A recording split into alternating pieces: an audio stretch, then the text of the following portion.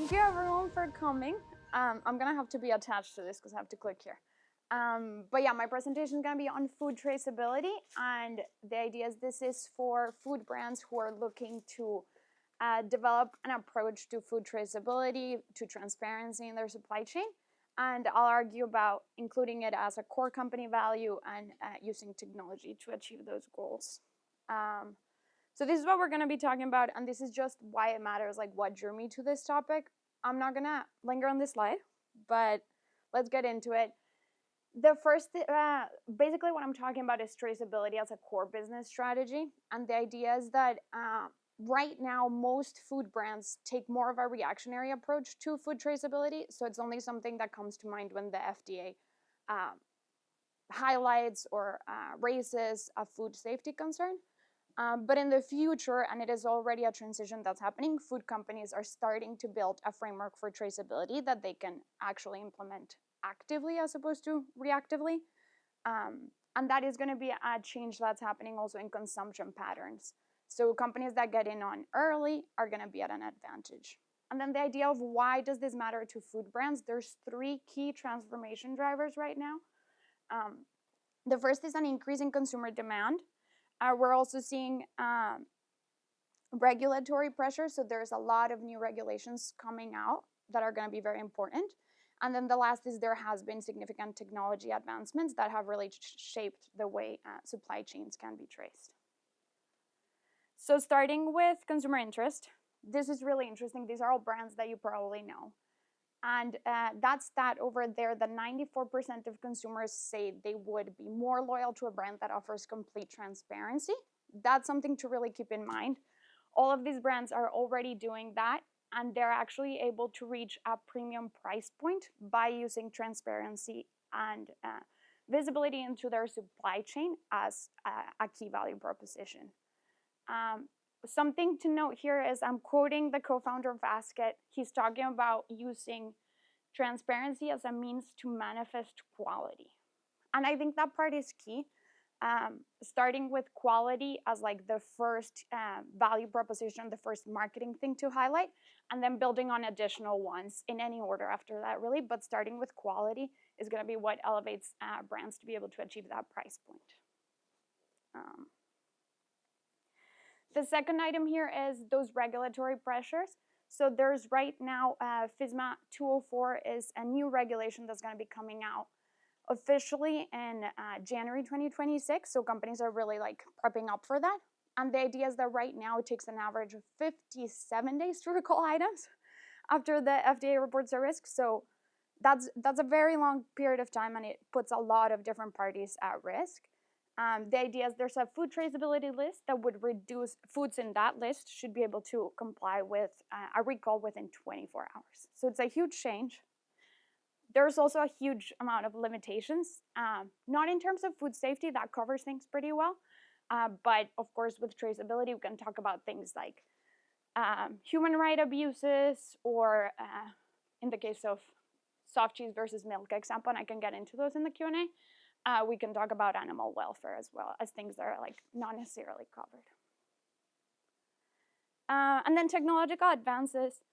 This is a list of technologies that are available and that companies are actively starting to investigate in terms of like how do they track things moving throughout the supply chain? How do they make sure that they know where their products are and their ingredients for their products are? I won't dwell into them because we've discussed them with the fellows, but Arla Milk Chain and the Iris app are things that I did want to touch on. Arla is one of the largest dairy producers in the world, 5th largest dairy producer, and they're mostly in Europe. And in Finland, they're doing some really interesting work where all of the milk that they source is locally produced by Finnish cows. And they have this Iris app, which is a consumer-facing app where you can see the wellness of the cows that you're drinking the milk from and all kinds of information about their health and their nutrition. And that goes back, it gets tied into their AI-powered cameras, which is a prototype that they developed to see the farm, to see how the cows are behaving, if they're getting all their nutrition, their health, their outdoor activities, all that. And all of that information, all of that data gets put into what they call the Arla Milk Chain, which is just a play on the blockchain. because it is a blockchain that they're using. So really interesting stuff. A takeaway for me here is thinking that, of course, as the head of technology at Arla put it, if you put garbage in, you get garbage out. So they're doing a great job of keeping their data really clean. But of course, the purpose of technology at the end of the day is more to diminish the margin of error and to remove opportunities for bad actors than to really solve everything. But super interesting work there at Arla. And then this is the last bit. This is the framework for responsible traceability practices that I'm suggesting for food brands to really push to the next way in which consumers really approach the way they look at food. So the first step, and this I should say that it is highly based on, this is from Askit's website. So Askit is a fashion brand, but I'm really heavily taking inspiration from them because a lot of what they've done can be translated into other industries, and fashion is one of the hardest industries to trace. So if they've done it there, it can be done elsewhere. But based on these three, the first one especially is based on what they do for their production. But just going over them quickly, the first step is to evaluate and score each facility. So in the case of food, you would break down the food product into its individual components or ingredients, and then make sure that you are aware of what facilities touch each individual ingredient, and the level that you're aware of, the information that you have about each facility could determine how well you know it. That would give you a score in terms of, okay, I know this facility very well, or I only know the country but not even the city that it's in, which happens fairly often in food supply chains. Based on that, you would be able to know where you're standing, and even if it's only 80% traceability that you're hitting with some products, showcasing that would be helpful.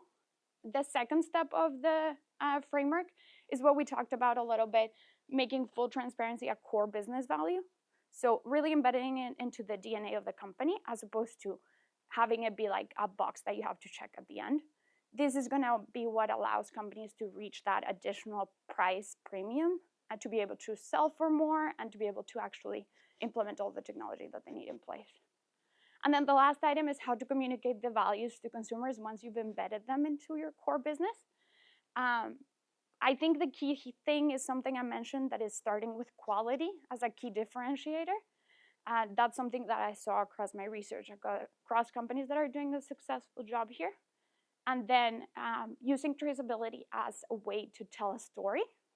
So we can see really good examples with companies like Brightland, that's their website, or companies like Tony's Chocolonis. But the idea of pushing past it, just traceability is just a box to check that sometimes you don't even have to making it part of the core business strategy and part of the company's story. Yeah, that's everything I have for you. There's a few things that I left there that I didn't touch on, so if you have questions about that, definitely let me know.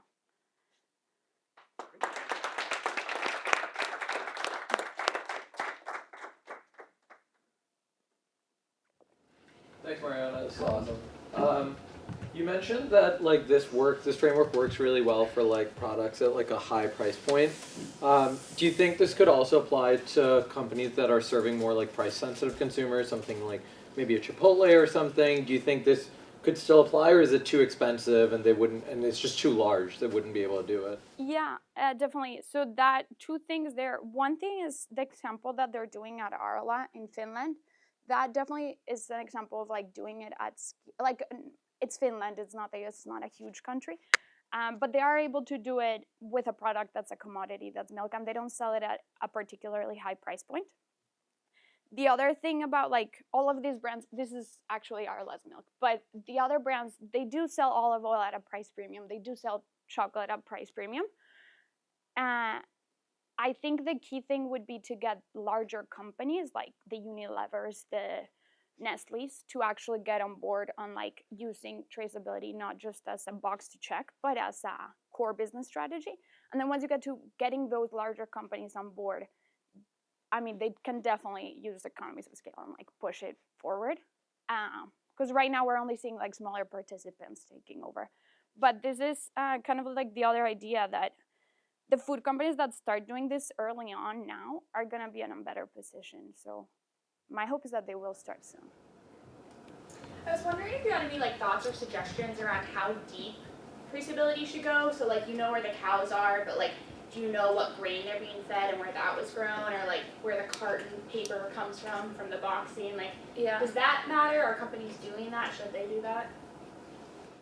Definitely, that's a really good question. Like how far to dive, because you can go very deep.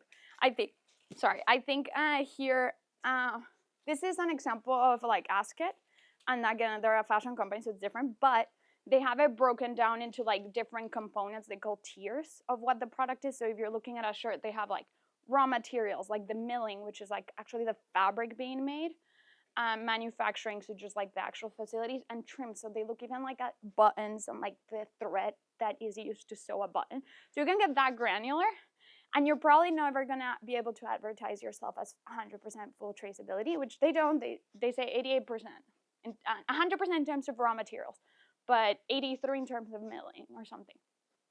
So I think at that point it's like a little bit more of a marketing question, whether you want the big thing to say just 100% traceability, and then you just limit what you're gonna look at. It would be interesting to think if there's gonna be regulations to see what does traceability even mean? What does full traceability even mean?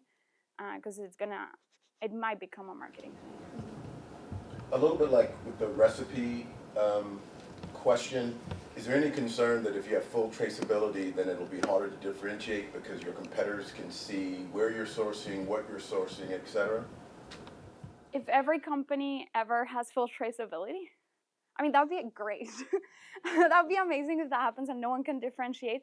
Then you are really going back to the point of, right now, transparency is just like a metric for quality. It's like, when you're talking about transparency, you end up talking about, oh, my product is better, it's higher quality. So then you would truly just be able to say my product is better quality because of something else. So I think you would just have to develop like a new approach to differentiating. But I mean, I don't know that we'll get there to where everyone is fully traceable. But it would be interesting to see. Thank you for this. This was really fun. Did you see in your conversations any immediate impacts of full traceability transparency that firms were talking about? Wastage was reduced, supply chains were made more efficient. Did they talk about any kind of immediate impact on bottom line because of stuff like this? Or is it more long-term, plays out with more customers, more trust? I think definitely, like, if you think long-term, it's gonna, like, that's where you're gonna see true gains. But even short-term, just being able to achieve a price premium, I think is really important for, like, all of these brands are actually competing in commodity sectors, right? Like olive oil, if you want to be scared, it's something like 60 to 90% of your olive oil is not actually extra virgin as it's labeled.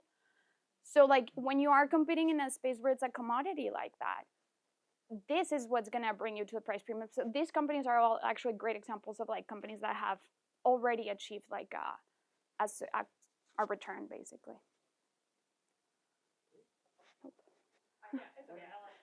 Okay. Okay. Okay. Thank you.